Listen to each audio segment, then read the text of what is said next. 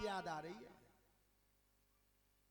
तो भानुमति ने जब फाटक खोला तब कही महाराज जा कुनबे संग ले गए बुकाएं, महाराज ने सब मारे गए, रण क्षेत्र में कोई नहीं बचा। मेरा बेटा लक्ष्मण कहां है? बेटा लक्ष्मण तुम्हारा युद्ध में मारा गया, बाकी लाश पे बैठ के मैं नदी पार की, तो मेरे प्राणों की रक्षा कर लो। भानुमति बोली महाराज आज तो हम कहें ताऊ माने में तैयार हो, पर हमने तो तुम बाउदन समझाए जिस दिन द्रौपदी का चीरहरण हुआ, पर तुम नहीं माने।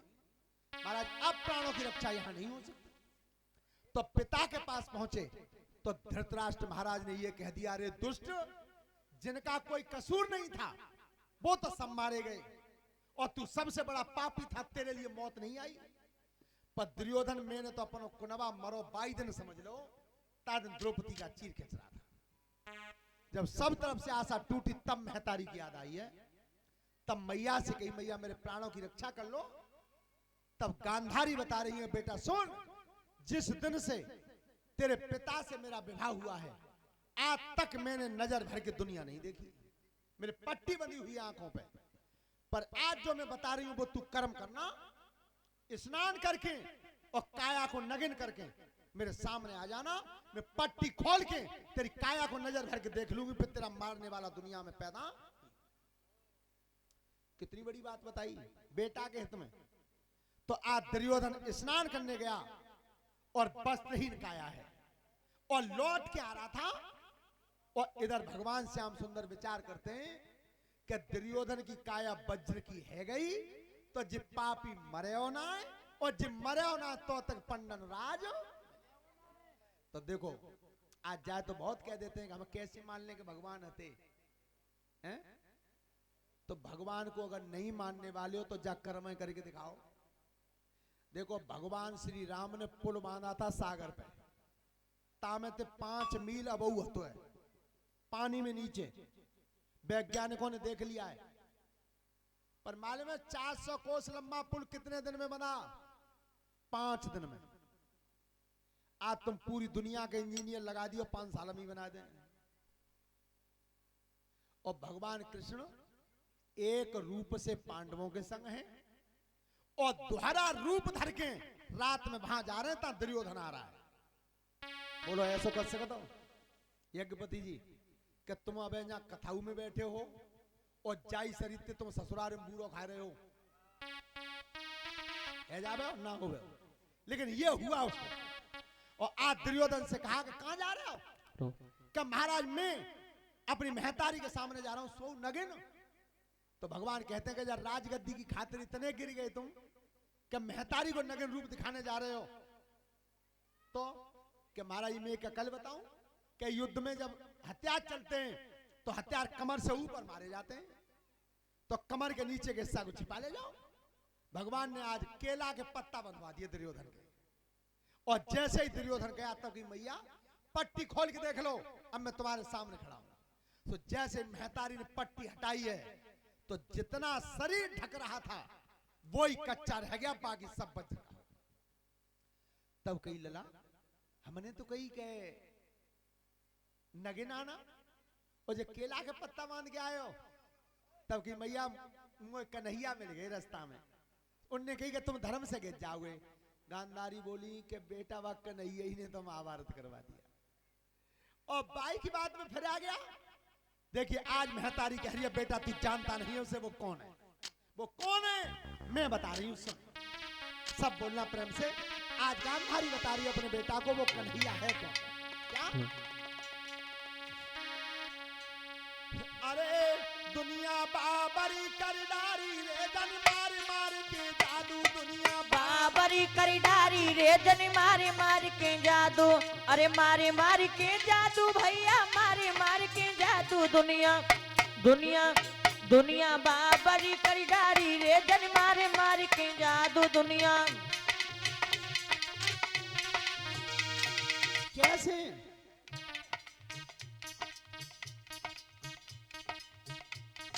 हरिना कुसकू बधवे आयो, हरिना कुसको बधवे आयो, हरिना कुसकू बधवे आयो, हरिना कुसको बधवे आयो, नेकन तरसिए मिलायो, नेकन तरसिए मिलायो, नेकन तरसिए मिलायो, नेक नतर सही मिलायो तब बन गो शेर शिकारी रे जन मारी मारी के जादू भैया बन गयो शेर शिकारी रे जन मारे मार के जादू दुनिया बाबरी कर डाली रे जन मारे मार के जादू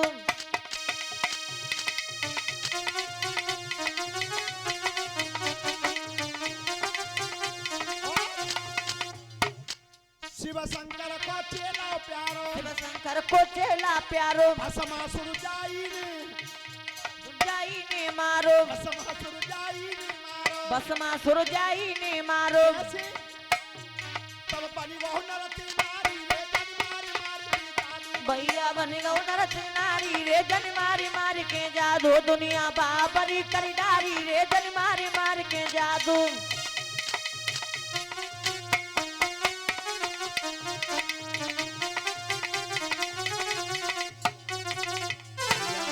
अब गलती भई सो तो है बेटा। एक उपाय और बता रही हूं, अगर अब के तेने भूल कर दी तो नहीं बचेगा। कौन सा? क्या तू व्यास सरोवर को चला जा, तू जल स्तंभन मंत्र जानता है, 6 महीने तक पानी में रह सकता था। उस मंत्र का जाप करके तू जल में जाकर छिप जाना लक्ष्मी के पास, और आज की रात निकलना मत, कल तुझे कोई मारेगा जा।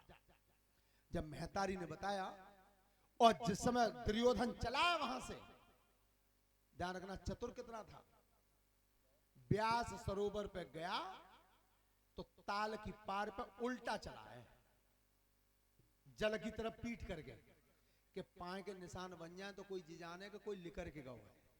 उल्टा चला और ताल में कूद गया, लक्ष्मी के पास निवास किया। आज जैसे पांडव भगवान कृष्ण को लेकर के और कुंती के पास गए कि मैया हमने महाभारत जीत लिया है, तू विजय का तिलक लगा दे।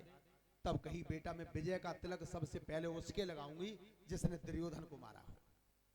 सो 5 और ने हाथ खड़े कर दे, मैया दुर्योधन तो मिलो ही ना आज। तब कही जिनका कोई दोष नहीं था वे सब मरवा दिए, और असली सबसे बड़ा पापी था वो तुमने जिंदा छोड़ दिया।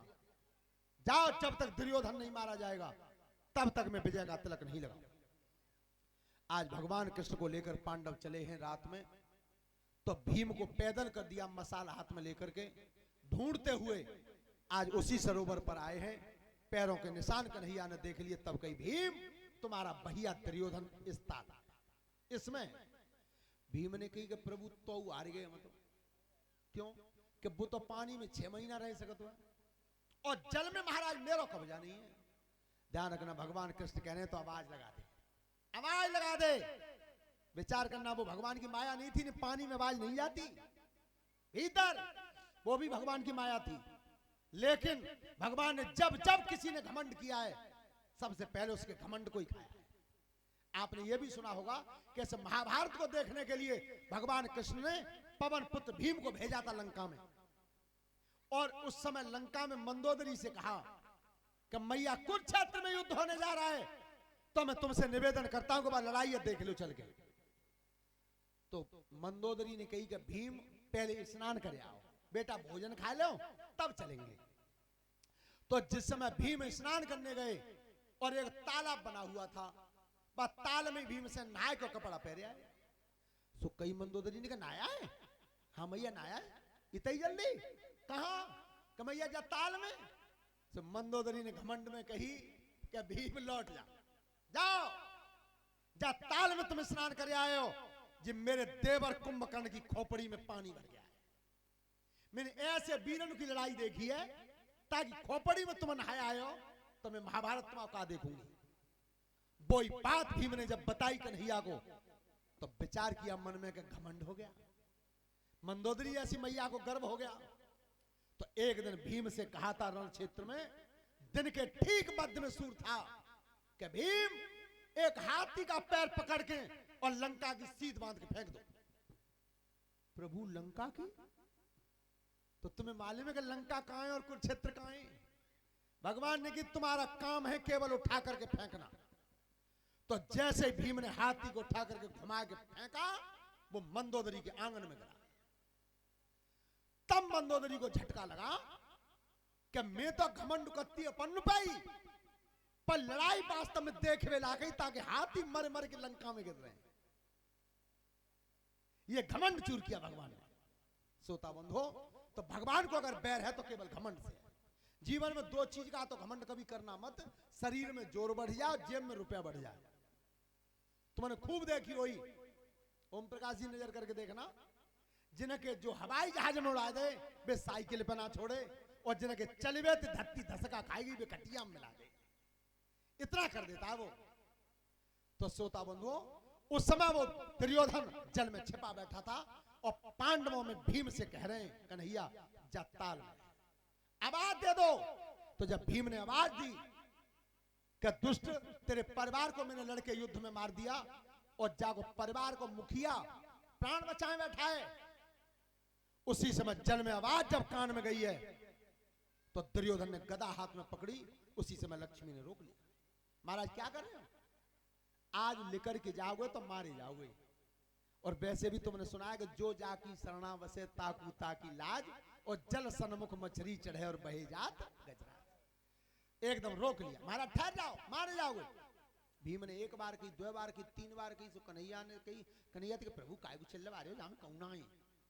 भगवान ने की जाई में, पर वे रोके बैठी हैं। विचार करो, एक बचा रहो, एक मरवा रहो, बिना ही दो आदमी में मसाला ना है। तब कही ऐसे शब्द कह दो जिस शब्द को सहन नहीं कर सके। तो आज दुर्योधन ने बेकरुए शब्द सुने, भीम ने वो बात कह दी जा कर्म को पांडव कभी नहीं कर सकते थे। आवाज देकर के कह दिया, अगर तेरी महतारी को मैंने दासी बना दिया है और तेरे पिता धृतराष्ट्र को पेड़ से बांध दिया है, अरे जाके महताई बाप इतने कष्ट में महता को बेटा जिंदो बैठो है, बस इतना ही सुन पाया था। तब बंध बैर को सके निहारी,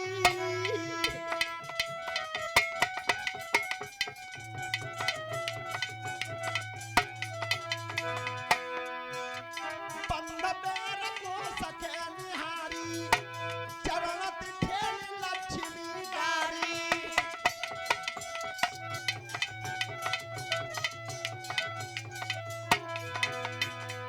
एकदम लक्ष्मी में लात मार दी, और लात मार के लक्ष्मी में जब बाहर निकल के आया तब कही, कहां है दुष्टर? भीम अर्जुन नकुल सहदेव कहां है? मैं युद्ध के लिए तैयार खड़ा हूं। पर ध्यान रखना कैसे धर्मराज दुष्टर थे, लड़ाई बिल्कुल जीत ली थी, अकेला बच गया था। और तब भी इतने पे भी, और युधिष्ठिर महाराज हाथ जोड़ के बोले दुर्योधन से, क्या बोले? पांच गाम हम कूदे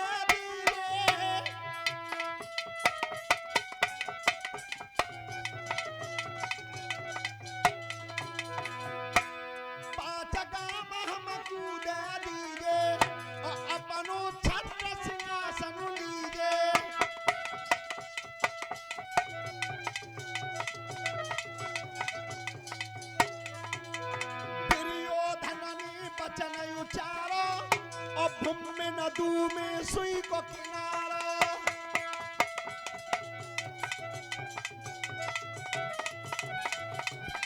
महाराज 5 काम दे दीजिए और अब राजगद्दी तैयारी। पर इतना अभिमानी था, अहंकारी था कि सुई के नोक के बराबर ना। तब कही कि देख तेने तो दौड़ना है, अब तेरी इच्छा हो तो तू हम पे मांगे। तो युधिष्ठिर इतना नहीं जानते कि मैं राजा हूं और तुम प्रजा हो, तो प्रजा भीख मांगते राजा पे थे, मैं तुम पे मांग लूं? ऐसा नहीं होगा। युद्ध के लिए तैयार खड़ा हूं। तब कही तो फिर तुम आओ अकेले और हमें 5। ऐसा करो 2 भैया हम में तो ले लो, 3 तुम आ जाओ, 3 ही हम हो जाएंगे। महाराज ये नहीं, ये धर्म की बात नहीं है। मैं दुश्मन की मदद लेके और लड़ाई जीतूं, ये तो अधर्म हो जाएगा। जो धर्म को शब्द कहो, सो युधिष्ठिर ने कही, अरे पापी तू धर्म में जानतो है, कायते कहते हैं, पर धर्म शब्द आज तेरी जिह्वा पे आया है। भैया तू धर्म शब्द बोल तो गो, पर देर बहुत है, बहुत देर। क्या कहिए? अरे आई तो याद धर्म की, आज अंत समय पे आई, और जे याद पहले आई जाती तो होती नहीं लड़ाई।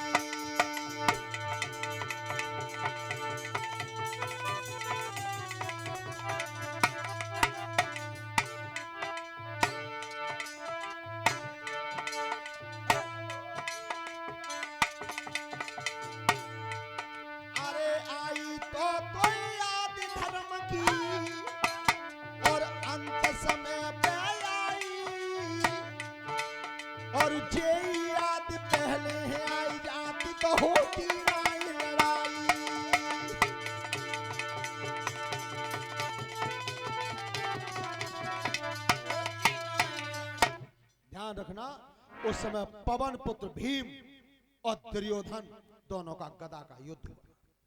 लेकिन युद्ध अनोखा था कि जब भीमसेन गदा का वार करते थे तो सीना पर लोहे जैसी आवाज आती थी, और जब वो वार करता था तो भीम के शरीर से खून की धार आती थी। जब लड़ते रहे तब अर्जुन ने कही कन्हैया के प्रभु आज की लड़ाई में जीते हो को, आज अंतिम लड़ाई है। भगवान कहते हैं कि देखो बल भीमसेन में ज्यादा है लेकिन बुद्धि दुर्योधन में ज्यादा है, और बुद्धि के सामने बल हार सकता है। तो प्रभु ने कहा ऐसा करो कि 18 जिनते जिता लाए हो, तो ने कहा आज और देखो पारत, ये तुम्हारे भैया भीमसेन नेक अगर मेमा चिताई ले तो तुम्हें बता दूं, और भैया मोते बताती तो बलराम भैया तो ठाड़े पीछे, क्योंकि बलराम के ही दोनों चेलाए दुर्योधन और भीम। सो बलराम खड़े थे इधर और दोनों में युद्ध जब हो रहा था। और आज भी देखना तुम परीक्षक जी, जब दो पहलवान लड़ रहे हो और एक कमजोर पर है तो वो दिखवैया ने वहां देखो तो कोई यही कह देगा कुश्ती बराबर है छोड़ो। जब काया पस्त भई और तब कन्हैया वहां नजर गए, जो श्याम से नजर मिली क्या, अरे तब करीबा श्याम सारो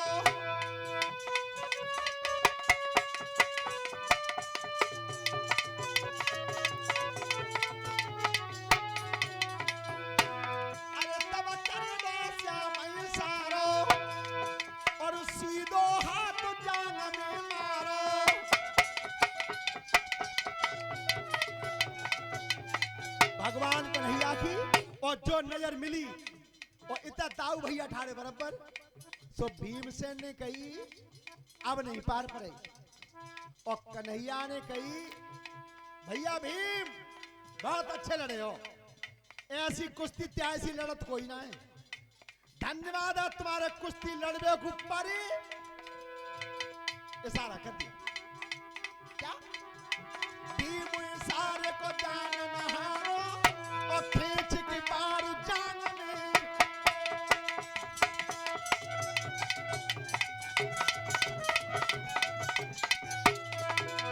जो जंघा में गदा बैठी एक ही नाजली जंग टूट। जैसे दुर्योधन जमीन पर गिरा, बलराम ने कही भीम कहिए गुरुजी गदा की लड़ाई तुम्हें किसने सिखाई? क्या गुरुजी तुमने? तो हमने जो बताई होई कि गदा की चोट कहां मारी जाते हैं? क्या गुरुजी सीना पे मारी जाते हैं? कि जब सीना पे मारवे को नियम हुए तो फिर जांग पे किनके कहते मारी है? अब आवाज बंद। जब बलराम को क्रोध भड़क अनीत रही है, इस अनीत से मेरे शिष्य को मारा है। सो बलराम बोले हल पकड़ के कंधा पे क्या, अरे ये भैया जाओ पांचों भैया,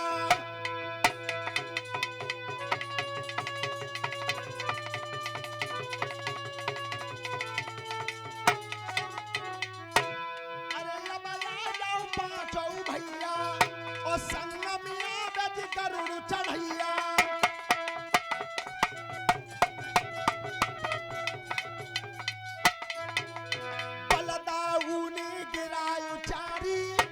होएगी जंग अब मेरी प्यारी,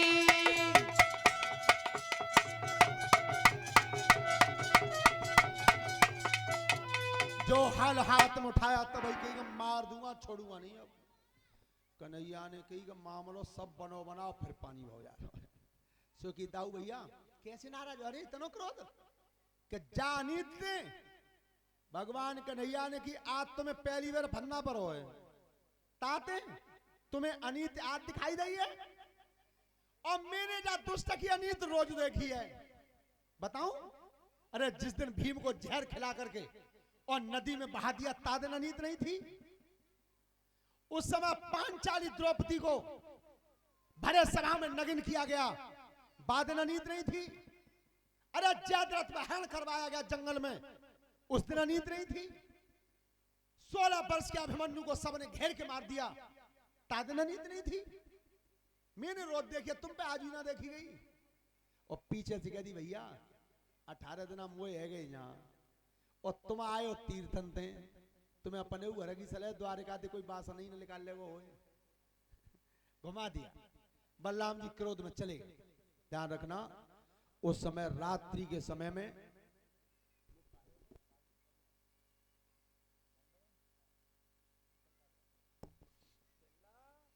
जिस समय युद्ध क्षेत्र में रात्रि में सोते हुए सेना का वध किया, द्रौपदी के 5 पुत्र मार दिए थे अश्वत्थामा ने, ब्रह्मास्त्र चला दिया।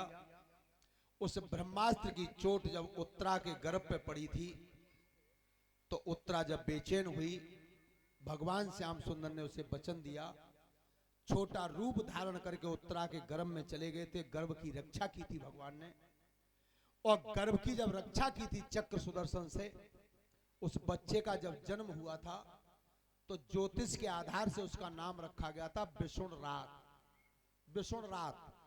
और भगवान श्याम सुंदर के जब हाथों में उस बच्चे को दिया गया तब कृष्ण भगवान ने उसका नाम रखा परीक्षित, कि ये मेरी परीक्षा कर रहा है, क्योंकि भगवान को देखा उसने कि यही रूप गर्भ में भीतर था और यही गर्भ के बाहर है। तब कहा ये मेरी परीक्षा कर रहा है, तो इसका नाम मैंने परीक्षित रख दिया है। ध्यान रखना, महाराज परीक्षित इस हस्तिनापुर के राजा बने थे, लेकिन महाराज परीक्षित को अभिमानवश एक संत का श्राप लगा था। उस संत ने यह श्राप दिया था क्योंकि मरा हुआ सर्प समीक ऋषि के गले में डाला, उनके पुत्र श्रृंगी ऋषि थे, उन्होंने यह श्राप दे दिया था कि जिस मरे हुए सर्प को तुमने गले में डाला है ये तक्षक के रूप में तुम्हें खा लेगा, तुम्हारी मृत्यु हो जाएगी। राजा परीक्षित जी को श्राप लगा था। सभी माता मैंने एक बात सुनना कि राजा परीक्षित को एक तो खुशी हुई और एक ही दुख हुआ। दुख कौन सा हुआ और खुशी कौन सी हुई? दुख तो इस बात का था कि मेरे हाथ से संत का अपमान हो गया, साधु का अपमान कर दिया मैंने, इसलिए तो दुख हुआ। और सुख इस बात का हुआ कि सतयुग से लेकर के कलयुग तक आज तक किसी पे ये गारंटी नहीं रही कि हम सांझ की रोटी खाएंगे तो सवेरे क्यों खाएंगे। बोलो काऊ पे है नातेदारी में देखो तुमको कोई बात बन जा रही, भैया कल सांझ तो रोटी खा रहे हैं बैठे, रात में कछु है, तो कोई गारंटी ना है कि शाम की रोटी खाइए तो सवेरे क्यों मिलेगी। लेकिन परीक्षित जी इस बात को कहते हैं कि 7 दिना की तो पूरी गारंटी है, नहीं मरूंगा। क्यों? कि साधु ने यह कहा था कि तेरी मृत्यु होगी 7वें दिन। तो संत के वचन को भगवान ने यहां तक कह दिया कि मोर वचन चाहे पड़ जाए फीका और संत वचन पत्थर की फीका। मेरा वचन हट सकता है लेकिन साधु का वचन कभी नहीं हटेगा। और संत इस बात को कह गए कि राजा परीक्षित की मृत्यु होगी 7वें दिन। तो परीक्षित जी कहते हैं 7 दिना तो कोई मरवैया अब है ही नहीं। इस बात की खुशी हुई। महाराज परीक्षित जी 88,000 ऋषियों को लेकर के और गंगा जी के किनारे शुक्रताल पे भागवत कथा सुनने को गए थे। सभी माताएं बहनें बेटियां गौर से सुने, प्रसाद लेकर के आया करो, खाली हाथ मत आया करो। कभी भागवत में न खाली हाथ आते हैं न खाली हाथ कभी जाते हैं। प्रसाद लेके आया करो। और प्रसाद का सुना अगर दुकान पे ले आओ जल्दी हो तो, और घरे जब रोटी उतारो तब भाई 1 मुट्ठी आटो भूंजो तवे पे और 1 चम्मच बूरो मिला दो प्रसाद बन। और बता दिया होगा शायद नियम, कलश वाली बेटियां शाम को अपने अपने कलश के पास दीपक जलाते हैं, दीपक जलाएं और सुबह 5 बजे के बाद स्नान करें और हवन कुंड के परिक्रमा करें। और 8 बजे से हवन है, 8 बजे से हवन होगा। सब हवन में भाग जरूर लें और एक भजन बोलेंगे, उसके बाद आरती बोलेंगे, तब प्रसाद लेकर के सब लोग जाएंगे। हेलो ताली बजा के बोलेंगे सही भक्तों। अरे के जी जी दिल ले गो, अरे मुरलिया बारो बहना दिल ले गो, बसुरिया बारो।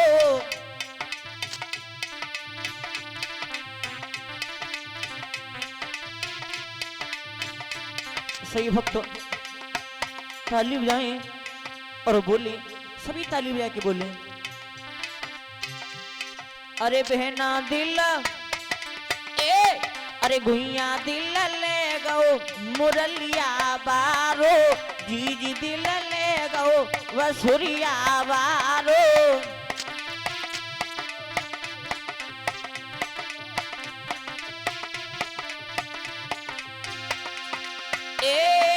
बसुरिया बारो समरिया प्यारो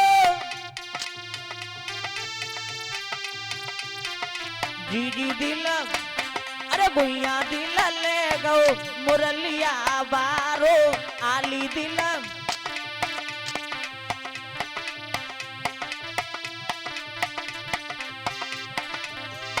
अरे नहाइबे को पानी में तो जमुना तेलाई जी जमुना तेलाई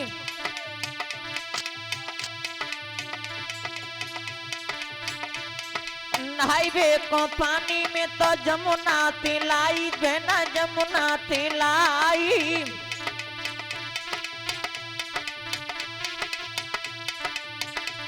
अरे मोती पहले अरे मोती पहले नहाइयो बसुरिया बारो मोती पहले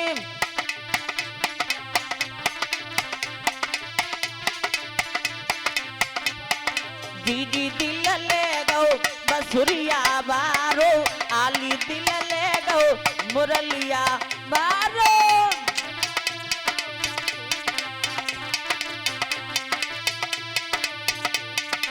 ओ अरे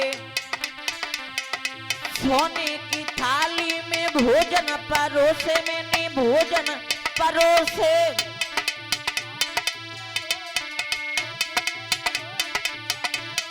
सोने की थाली में भोजन परोसे मैंने भोजन परोसे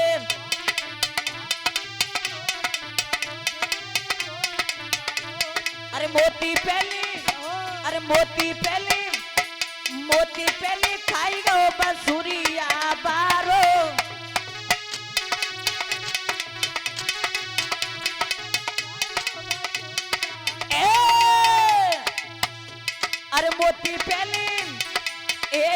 अरे मोती पहले खाई गो बसुरिया बारो मोती पहले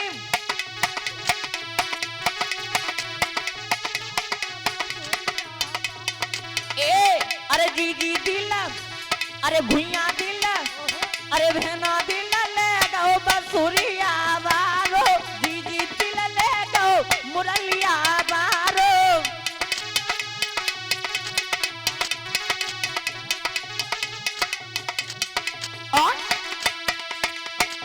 अरे सोने की सेज मोती झल्लरी को तकिया जी झल्लरी को तकिया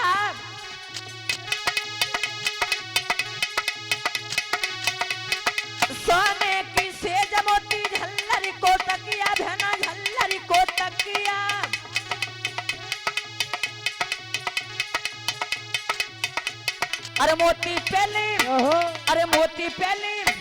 अरे मोती पहले सोई गो बसुरिया बारो मोती पहले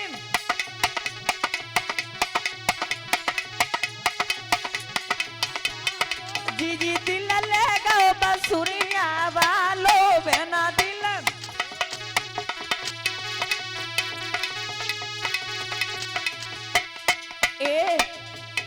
अरे जी दिल अरे भुइया दिल अरे आली दिल ले गो बसुरिया बारो बहना दिल ले गो मुरलिया बारो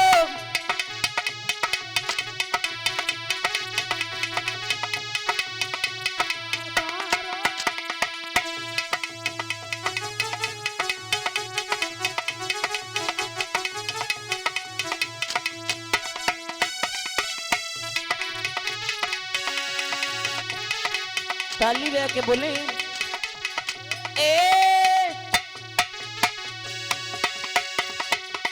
जाने कितने तेरे नाम कोई कहे काना कोई कहे घनश्याम जाने कितने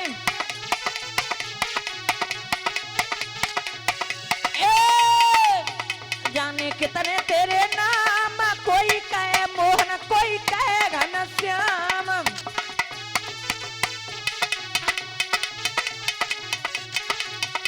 अरे कोई कहे मुरली को बजैया कोई कहे बंसी को बजैया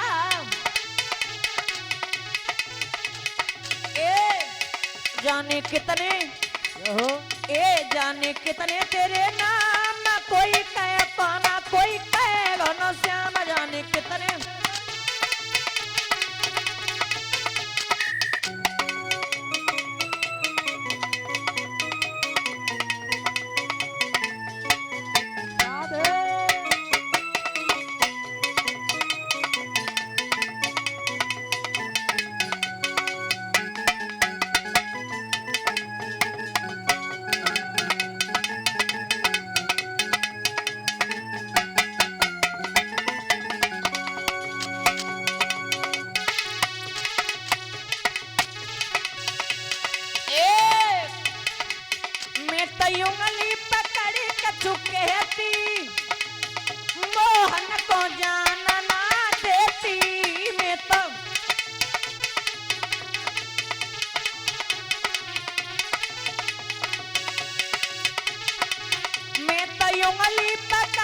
कछु कहती रसिया को जान ना देती।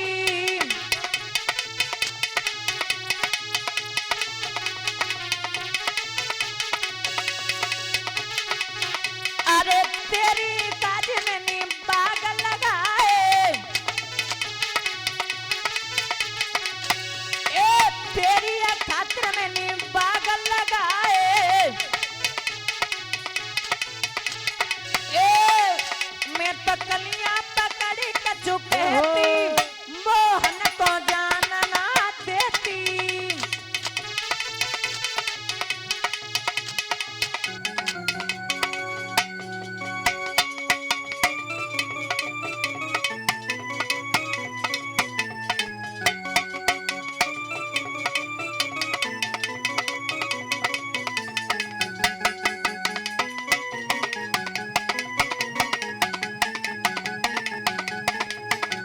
हेलो,